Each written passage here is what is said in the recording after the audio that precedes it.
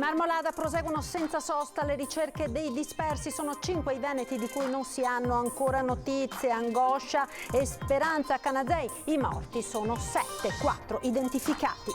Lo strazio dei familiari a Canazei per assistere alle operazioni di recupero perché nessuno li ha fermati. Andremo fino in fondo, dice la sorella di Erika Campagnaro, una delle disperse.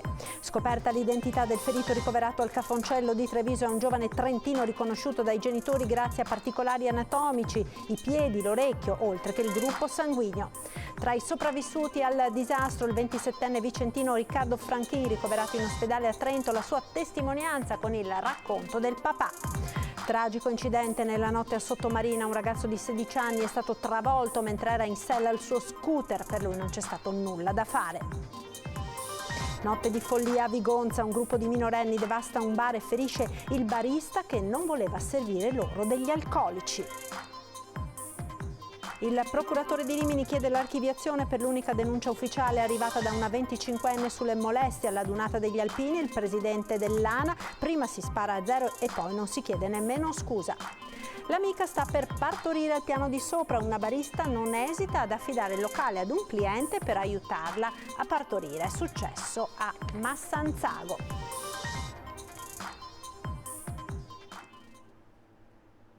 Ben ritrovati con l'edizione del Veneto dei nostri telegiornali. In primo piano la strage della Marmolada, proseguono senza sosta le ricerche dei dispersi, 5 i veneti dei quali non si hanno ancora notizie, le vittime sono 7, 4 delle quali identificate. Io sono in contatto con la famiglia, ho col massimo rispetto in punta di piedi.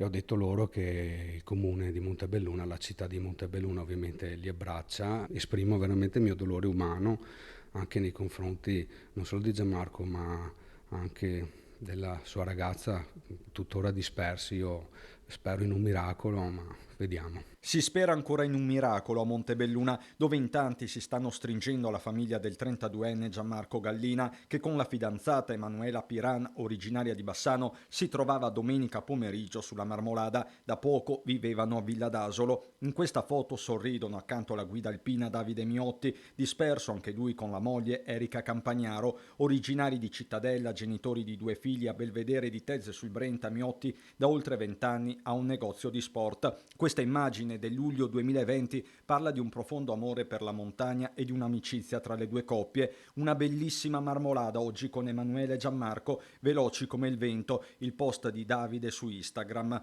Dopo 2 anni da quella foto resta solo la disperazione dei familiari. Nel quartiere Guarda a Montebelluna la casa dei Gallina è chiusa, sono tutti a Canazei, papà Antonio, mamma Roberta e il fratello Giacomo, con loro c'è anche Gianni, il padre di Emanuela, attoniti i vicini di casa. Momenti di angoscia, momenti di tristezza, perché le cose che uno va per rilassarsi, per vedere il panorama e trova la morte, non è una cosa piacevole, cioè, anche solo a pensarla si sta male. Sotto shock gli amici di Gianmarco, molto conosciuto in piscina a Montebelluna, dove per anni è stato agonista. A parlare è il suo allenatore. Dopo un po' d'anni era passato, un paio di settimane fa, abbiamo fatto una bella chiacchierata, un po' rivangando il passato e avevamo colto l'occasione, l'avevamo presentato ai ragazzi che stavano nuotando. Alla sera erano tutti infervorati in palestra, allora lui ha dato qualche suggerimento, lui era un appassionato di palestra, insomma così ci siamo lasciati con l'idea di rivederci un po' più spesso. Diceva che correva di meno, per cui sarebbe venuto più spesso a nuotare, per cui insomma ritornare un po' così in famiglia. Fra i dispersi c'è anche il 22enne vicentino Nicolò Zavatta di Barbarano Mossano, che si trovava presumibilmente con le 3 vittime venete accertate, i vicentini Filippo Bari, 27 anni di Malo, Paolo Dani, 52 anni di Valdagno e Tommaso Carollo, 48 anni di Tiene. I 5 dispersi rimasti sarebbero quindi tutti veneti. 7 i corpi recuperati, 4 quelli identificati, fra questi i 3 vicentini per l'appunto e un trentino, 8 le persone ferite, di cui una dimessa. Sono state inoltre tutte ricondotte ai proprietari le automobili che erano parcheggiate a Passo Fedaia sotto la Marmolada, abbinate a dispersi e deceduti, una contabilità dolorosa e angosciante limitata nel corso della giornata dopo che sono state rintracciate 7 persone, 4 almeno gli stranieri. E a Canazei lo strazio dei familiari per assistere alle operazioni di recupero perché nessuno li ha fermati. Andremo fino in fondo, dice la sorella di Erika Campagnaro, una delle disperse. Se era vero che c'era stato un avviso il sabato che c'era l'acqua che scorreva sotto il ghiacciaio, perché nessuno ha fermato le persone? Perché le lasciate andare? Era una bella giornata di sole, sì, per carità, ma se sotto scorre l'acqua... Quindi secondo lei c'è una responsabilità? Sì, c'è una responsabilità secondo me. Preparata come mio fratello e come altri, non avrebbero messo a repentaglio la propria vita e quella di altre persone. Non ha notizie di ancora, i dispersi sono scesi da 13 a 5. Noi abbiamo saputo tramite le televisioni della morte di mio fratello, quando nessuna istituzione, né i carabinieri né la Croce Bianca ci avevano minimamente contattato, quindi ringrazio i giornalisti che hanno inventato e hanno fatto il funerale di mio fratello ore prima di avere la conferma che mio fratello era tra i dispersi. Quindi invito anche i giornalisti a verificare le informazioni e a non pubblicare storie inventate.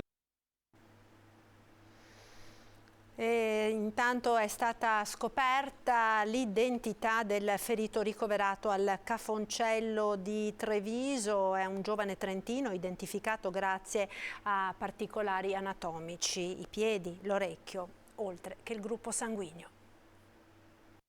Ieri ho parlato con i familiari dei dispersi e avendo noi un paziente non noto, sconosciuto, in terapia intensiva a Treviso, ho approfittato nel chiedere delle foto di particolari anatomici in maniera tale che ci fosse quantomeno un riconoscimento. E questo è avvenuto e questa mattina questo paziente ha un nome e cognome, ma soprattutto ha 2 genitori che l'hanno ritrovato. Davide Carnielli, 30 anni, appassionato di montagna e bicicletta, consigliere del comune di Fornace alle porte di Trento, è il giovane escursionista elitrasportato nel pomeriggio di domenica all'ospedale Cafoncello di Treviso in gravissime condizioni e senza documenti. È rimasto fino a questa mattina senza nome. Dato per disperso, Davide è stato riconosciuto dai genitori che ora gli sono accanto. La sua foto dalla vetta con la frase "discesa dal ghiacciaio, sani e salvi anche sto giro", postata pochi minuti prima del crollo, aveva fatto il giro del web nelle ore seguenti al disastro. Il trentenne era l'ultimo della sua cordata, gli altri membri erano stati soccorsi, di lui più nessuna traccia. Il giovane, che lavora nel negozio di ferramenta di famiglia a Pergine Valsugana, è stabile, ma le sue condizioni sono tuttora molto serie. Era arrivato al Cafoncello con un edema cerebrale e lesioni agli organi interni, ma che Davide sia vivo viene salutato dalla sua comunità come un miracolo. La sua situazione viene monitorata ora dopo ora, gli sforzi continuano nei reparti d'ospedale, così come sullo scenario della tragedia. Dobbiamo garantire ai familiari che abbiamo dato disposizione di fare ricerche il più possibile, ovviamente rispettando tutto quello che sono le regole della sicurezza, e si va avanti ad oltranza cercando fino in fondo questi dispersi, nella speranza magari di avere la fortuna di trovarli ancora in vita. Ed ora sentiamo la testimonianza di Riccardo Franchin, il 27enne di Barbarano Mossano, sopravvissuto ai suoi compagni di cordata, anche loro vicentini. Il racconto di quegli ultimi secondi di pace e silenzio prima che la montagna spazzasse via il destino di molti, il boato improvviso, poi la fuga che ha salvato Riccardo Franchin, ingegnere 27enne di Barbarano Mossano nel Basso Vicentino, come ci racconta al telefono il papà Mario. Quando ha capito dal boato, dalla vista che stava succedendo qualcosa di grave, è scappato, ha corso quanto poteva e poi è stato travolto dalla massa e lì ha perso conoscenza, si è rialzato, si è guardato intorno a vedere se riusciva a scorgere qualcuno dei suoi compagni, delle altre persone. Non ha visto nessuno e di lì e poi sono arrivati subito i soccorsi dal vicino rifugio e di lì poi è stato trasportato, insomma. Ancora sotto shock, Riccardo è ricoverato in ospedale a Trento con escoriazioni, un trauma al fegato, ma presto potrà tornare a casa. Il pensiero va ai suoi compagni di cordata che non ce l'hanno fatta, la loro guida alpina di Valdagno, Paolo Dani e Filippo Bari, il giovane papà del CAI di Malo. La speranza è rivolta all'amico Nicolò Zavatta, 22enne, studente all'Università di Padova, anche lui di Barbarano. Chiaramente scosso, ha chiesto più volte di se ci fossero state notizie degli altri. L'apprensione di tutta la comunità è rivolta a Nicolò, che risulta ancora disperso, e la vicinanza ai suoi familiari. Sono stati allertati appunto di questi due ritrovamenti, hanno visto questi due corpi, non hanno riconosciuto il loro figlio, pertanto sono fatto rientro a casa ieri sera e stamattina sono di nuovo in viaggio per Canazei. Intanto Francesco Rucco, presidente della provincia, che ha versato il tributo maggiore in termini di vittime, 3 quelle accertate e 4 i dispersi, si è recato al centro di coordinamento dei soccorsi a Canazei. Le ricerche continuano, crediamo nell'impegno delle forze del soccorso, appunto del soccorso alpino e dei carabinieri che sono in corso proprio in queste ore, l'impegno è massimo, speriamo che possano portare qualche buona notizia. Ecco, intanto l'avete sentito, continuano senza sosta le ricerche sulla Marmolada, sul ghiacciaio. Sono stati recuperati i reperti che ora si stanno analizzando per risalire all'identificazione delle vittime. Intanto tutti i punti d'accesso alla montagna sono stati chiusi per motivi di sicurezza. Parti di abiti, zaini, effetti personali, ma anche lo strazio dei resti dei corpi martoriati degli alpinisti travolti dal ghiaccio. Le ricerche, riprese all'alba con i droni supportati dagli elicotteri, stanno riportando a valle frammenti delle tante vite spezzate nella tragedia della Marmolada. Per i familiari, almeno se un reperto poi venisse catalogato, identificato come il loro congiunto, è già una grande cosa, ok? Una grandissima cosa. Peggio sarebbe che non si trova niente. Un recupero straziante e lungo, quello del riconoscimento delle vittime. Al lavoro anche i RIS di Parma per confrontare i resti con il DNA dei parenti, ancora alla ricerca dei propri cari. Il problema è la parte organica da capire a chi appartiene, che ho appena detto ci vorranno probabilmente mesi a fare tutte le analisi, sono tanti, esteri reperti, ma sono tantissimi. Forse domani o dopodomani gli uomini del soccorso alpino tenteranno l'ispezione del ghiacciaio da terra con gli specialisti delle ricerche e le unità cinofile, ma tutto dipenderà dalle temperature per non mettere a rischio i soccorritori. Se si fa qualcosa, non so se sarà domani o dopodomani, o se si fa qualcosa si fa chiaramente alle prime luci dell'alba. L'ipotesi che qualcuno degli escursionisti sia caduto nei 2 crepacci che si sono aperti nel ghiacciaio rende difficile la possibilità di recuperarli tutti. Da testimonianze che io ho raccolto di persone che hanno visto, insomma, sul posto, può esserci questa eventualità. Lì è chiaro che lì non si potrà più fare niente, perché è talmente alta la superficie del ghiaccio in quel posto lì, in quei posti lì sono 2 crepacci che sono stati completamente coperti, l'abbiamo già detto, mi ripeto, dalla frana. È impossibile, non c'è un qualcosa che può darti una mano a spostare tutte quelle migliaia di metri cubi di ghiaccio e roccia, non è possibile. Le immagini del soccorso alpino girate sulla sommità della Marmolada il giorno prima della tragedia ed oggi mostrano da vicino l'entità del distacco e gli enormi blocchi di ghiaccio che ancora potrebbero cadere. Per questo le autorità hanno deciso di vietare l'accesso a tutta la Marmolada. Abbiamo deciso di chiudere tutta l'area della Marmolada in modo da essere in sicurezza, perché al momento anche ci sono dei potenziali crolli ulteriori della parte caduta, quindi per tutelare appunto tutte le persone abbiamo deciso di chiuderla e poi anche per tutelare i soccorritori che stanno svolgendo un lavoro difficile. Nelle prossime ore verrà fissato, probabilmente per sabato, il giorno di lutto cittadino. Presumibilmente faremo una giornata di lutto cittadino, poi ci sarà una celebrazione da parte del nostro arcivescovo che verrà da Trento. Momento religioso, ecco, un aspetto, è un segno di una parte di una comunità cristiana che vuole essere a suo modo vicino a questo dolore. E chiudiamo quest'ampia pagina dedicata alla tragedia della Marmolada. Continuiamo con la cronaca perché nella notte c'è stato un gravissimo incidente stradale a Sottomarina. Un ragazzo di 16 anni è stato travolto mentre era in sella al suo scooter. Per lui purtroppo non c'è stato nulla da fare. Avrebbe compiuto 17 anni ad agosto, ma la sua vita si è fermata nella notte tra lunedì e martedì mentre correva in sella al suo scooter. Alessandro Spagno è morto a Sottomarina tra Viale Mediterraneo e via Francesco Morosini all'altezza del bar Dollaro. Era circa mezzanotte quando è avvenuto lo scontro. Secondo una prima ricostruzione, il ragazzo stava attraversando sulle strisce pedonali in sella al motorino, quando sarebbe stato travolto in pieno da un Fiat Doblò guidato da un uomo del posto che non ha potuto evitare l'impatto. Lo scooter è stato scaraventato a terra mentre il corpo di Alessandro è finito contro la siepe che separa 2 a 2 le corsie di marcia del viale. Sul posto sono giunti poco dopo gli agenti della Polizia Municipale di Chioggia. Hanno sentito l'amico di Alessandro che si trovava lì con un'altra moto. Ha assistito all'accaduto e chiamato i soccorsi, mentre nel frattempo tutti i mezzi sono stati sequestrati.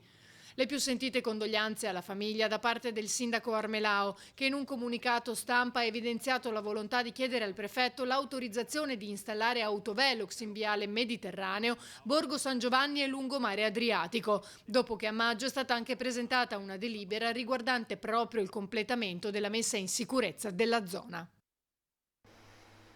Parliamo ora di alpini perché la Procura di Rimini ha chiesto l'archiviazione delle indagini sulle molestie denunciate da una 25enne durante l'ultima adunata nazionale degli alpini. Si tratta dell'unica denuncia presentata alle autorità competenti. Stando a quanto confermato dal procuratore capo Elisabetta Melotti, alla base della richiesta della Procura ci sarebbe la non identificazione a 2 mesi dai fatti dei presunti autori delle molestie. Gli elementi raccolti dagli investigatori infatti non hanno consentito di individuare i presunti molestatori. Le prime parole del presidente nazionale dell'Associazione Alpini Sebastiano Favero: con grande amarezza dico che invece di generalizzare su un'intera associazione che ha dimostrato in tutti questi anni i suoi valori e i suoi ideali, bisognerebbe essere più cauti. Invece, purtroppo, prosegue Favero, si sparano sentenze senza avere alcuna prova e poi non si ha neanche il coraggio di chiedere scusa, così il presidente nazionale dell'ANA. E continuiamo a parlare di alpini perché ormai è conto alla rovescia per il raduno triveneto delle penne nere che si terrà il prossimo fine settimana sull'altopiano di Asiago, e ci colleghiamo quindi subito con l'altopiano dove vedo Ferdinando Garavello. Buonasera Ferdinando. Buonasera anche ai nostri telespettatori. Mancano pochi giorni al raduno del terzo raggruppamento, detto anche adunata triveneta degli alpini. Siamo nel corso di Asiago, qui c'è già un bel po' di gente che si muove, ci dicono addirittura più del solito per questo periodo. La città è imbandierata, la città è pronta ad accogliere decine di migliaia di persone, addirittura c'è chi parla di 60-70 mila persone per l'evento complessivo. Ne parliamo con Nicola Lobbia, assessore al turismo di Asiago. Come vi siete preparati a questo evento? Buonasera a tutti. Asiago, più in generale anche l'altopiano dei 7 comuni, da tempo sta lavorando assiduamente per arrivare pronti a questo importantissimo appuntamento del prossimo fine settimana, che vedrà l'arrivo di moltissime penne nere, moltissimi alpini che sono ovviamente graditissimi ospiti nella nostra terra. È un ritorno a casa e questo ritorno è celebrato anche da tutti i nostri esercenti del distretto del commercio, che come potete vedere hanno allestito alla perfezione questo centro cittadino di montagna per accogliere al meglio i nostri alpini. Asiago da sempre porta un grandissimo rispetto nella memoria e porta avanti ovviamente, è custode della memoria di quello che è accaduto in queste montagne, nelle nostre montagne, e pertanto invitiamo tutti gli appassionati della montagna a salire proprio in questo weekend per vivere delle emozioni vere legate agli alpini e alla nostra storia legata a questo mondo. Ricordiamo tra gli itinerari naturalmente che si possono fare la salita all'Orticara, ma tantissimi altri eventi, tantissime altre occasioni. C'è addirittura il museo della Grande Guerra qui sull'altopiano. Però prima di tutto 2 giorni importantissimi, sabato mattina in Orticara appunto con il pellegrinaggio degli alpini, sabato sera con le nostre dirette con tutti i cori degli alpini in tutti i paesi dell'altopiano, domenica mattina con la grande sfilata. Si comincia poi venerdì con altre iniziative, però diciamo che il clou arriverà sabato e domenica. Come sempre noi ci saremo vicini agli alpini. Vi cediamo la linea, buona serata. Grazie Ferdinando Caravello per questo collegamento da Asiago. Vi ricordo naturalmente che per tutta la settimana continuano le nostre pillole aspettando gli alpini, in onda ogni giorno su Antenna 3 alle 14:35 e poi alle 20:15 alle 23:25. Torniamo alla cronaca. La cronaca ci porta ora nel Padovano, a Vigonza, con la notte di follia vissuta a causa di un gruppetto di ragazzini minorenni che hanno devastato un bar e aggredito un barista che rifiutava di servire loro gli alcolici. Ancora! Basta ragazzi! Fermo! Guarda la porta! Fermo! Una violenza difficile da contenere, le sedie lanciate prima contro la porta, poi contro il barista che viene anche insultato. Notte di follia a Vigonza, al bar Movenpick, uno dei locali della Movida. Protagonisti un gruppetto di minorenni arrivati nel locale intorno alle 23. 3 ragazzi, 2 ragazze vogliono ordinare degli alcolici, ma i baristi gentilmente dicono no, non è possibile per legge servire alcolici ai minorenni. A quel punto si scatena l'ira del gruppetto, che forse era già alterato dall'alcol. Nel video girato da un avventore si sentono le urla dello staff del bar. Fermo! Dai, basta ragazzi, basta!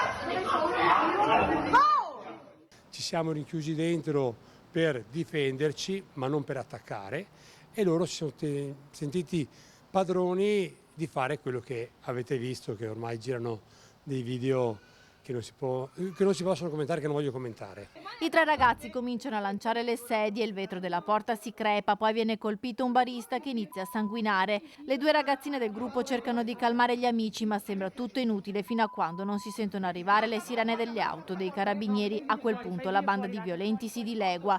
Il bilancio finale di 2 baristi feriti, uno ha un taglio alla testa, l'altro una spalla lussata. Il neosindaco di Vigonza, Gianmaria Boscaro, ha scritto al prefetto: i carabinieri hanno acquisito i filmati delle telecamere del bar, sembra che i 3 ragazzi siano già stati identificati e ascoltati in caserma. Non voglio commentare l'operato dei genitori, lo faranno da soli, spero che li prendano e gli spiega che la vita non è fatta di andare in giro a rompere a persone indifese, perché io ho spiegato a chi lavora con me che non dobbiamo alzare le mani, ma dobbiamo solo avere una via, quella di parlare, di dire non posso, aspetta qualche mese, poi lo potrai fare e basta. Storia a lieto fine a Massanzago, invece, dove una barista ha lasciato il bar nelle mani del cliente per aiutare un'amica a partorire. Sentiamo. L'amica sta per partorire, lei non esita un istante, affida la gestione del bar ad un cliente e corre al piano di sopra in soccorso della mamma e del nascituro. Una storia eccezionale, o meglio una nascita eccezionale, quella avvenuta a Massanzago. La titolare di un bar della frazione di San Dono l'altra mattina ha ricevuto la notizia che l'amica era sofferente ed erano iniziate le doglie. La piccola stava per nascere. A quel punto Florentina, che gestisce il bar 31, chiede ad un cliente di controllare il locale, poi esce e corre dall'amica, chiama l'ambulanza e, guidata al telefono dai medici del 118, arriva giusto in tempo per far nascere la bambina e far sì che non cadesse a terra o si soffocasse. Ed era questo l'ultimo servizio per il TG del Veneto. Grazie per essere stati con noi. Vi lascio come sempre alle previsioni del tempo con il nostro meteo. Arrivederci.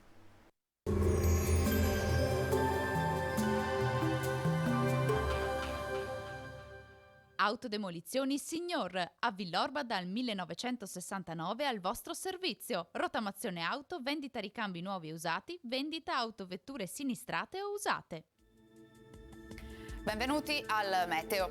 Volge al termine l'ondata di calore, aria più fresca in quota spazzerà via l'afa e il caldo intenso che da giorni stiamo vivendo. Vediamo il dettaglio di mercoledì 6 luglio. Sul Veneto sarà soleggiato con cielo poco nuvoloso. In montagna consueta variabilità pomeridiana con temporali che col passare delle ore potranno verificarsi anche nelle aree adiacenti.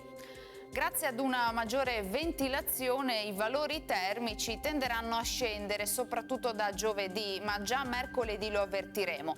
Avremo temperature minime comprese tra 16 e 23 gradi, massime invece comprese tra i 28 e i 33 all'incirca. Spostiamoci ora sul Friuli Venezia Giulia, anche in questo caso tanto sole, cielo sereno o con poche nubi sparse, isolati piovaschi sui rilievi. Temperature minime tra 20 e 25 gradi, massime sui 30-32 gradi. Infine diamo uno sguardo al Trentino Alto Adige, dove sarà soleggiato con annuvolamenti, specie al pomeriggio, associati a temporali sparsi. Temperature minime sui 18-19 gradi, massime intorno ai 32 all'incirca. Dal meteo di Antenna 3 per ora è tutto, arrivederci al prossimo aggiornamento.